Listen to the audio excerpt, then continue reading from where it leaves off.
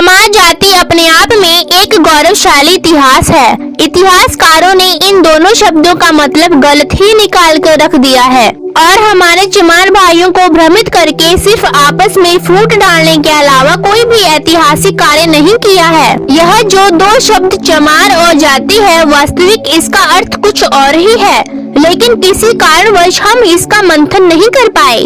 या आप इसे ऐसे भी कह सकते हैं कि इसे मंथन करने का मौका ही नहीं मिला।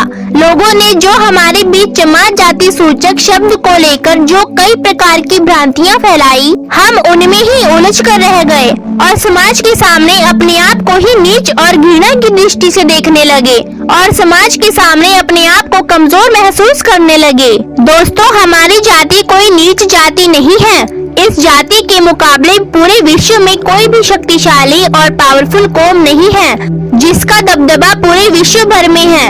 जैसे जैसे हमारे बारे में कोई कहता गया, वैसे वैसे हम उनकी बात को कबूल करते गए और आज यह नौबत आ गई कि हमारे से अगर कोई हमारी जाति पूछ ले तो हम बताने में भी शर्म महसूस करते हैं और अपने आप को ही हीन भावना से देखने लगते हैं। परंतु ऐसा बिल्कुल भी नहीं है। जितना हमारे दिमाग में डाला गया उतना ही इसका उल्टा है। हम आपको चमार जाति के बाल की खाल निकाल कर बताएंगे।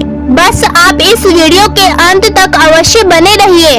आज आपके सारे डाउट क्लियर हो जाएंगे और आप अपने आप को गौरवशाली महसूस करेंगे। फ्रेंड्स, आपका अपना ये चैनल है, आप इसे सभी चमार भाई बहनों को शेयर अवश्य करना ताकि कोई भी हमारे भाई बहन अपने आप को कमजोर ना समझे और अपने राजशाही वंश पर फक्र कर सके कि हम भी सम्राट अशोक के वंशज हैं। फ्रेंड्स, हम आपको बता रहे थे कि जाति क्या होती है। यह शब्द जाति नहीं है, ज्ञात है। ज्ञात का मतलब जानना होता है। अगर हमें कोई पूछता है कि कौन सी जाति से हो भाई, तो इसका मतलब यह हुआ कि वह व्यक्ति यह जानना चाहता है कि तुम कौन हो, क्या तुम्हारा बायोडाटा है, किस गांव के हो, किस प्रदेश के हो, क्या नाम है, वगैरह वगैरह। ये मतलब होता है जाति का। दोस्तों, अब चमार शब्द को समझना भी जरूरी है। चमार शब्द महात्मा बुद्ध से भी पहले का है।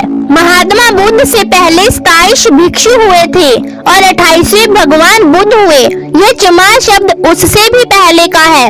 इसका उल्लेख बौद्ध धर्म ग्रंथों और जैन धर्म ग्रंथों में भी आता है और तमिल साहित्य में भी आप देख सकते हैं कि इन धर्म ग्रंथों में चमार शब्द उन संपन्न और प्रतिष्ठित लोगों और राजा महाराजाओं के लिए किया जाता था। यह चमार शब्द अपने आप में ही एक दबंग और जबरदस्त पावरफुल है, जो कि कोई भी इस शब्द को सुनता है तो वह दहशत में आकर भय और डर सा उसके मन में उत्पन्न हो जाता है। इसीलिए इस चमार शब्द से विरोधियों के रोंगटे खड़े हो जाते हैं और उनके मन में डर पैदा हो जाता है।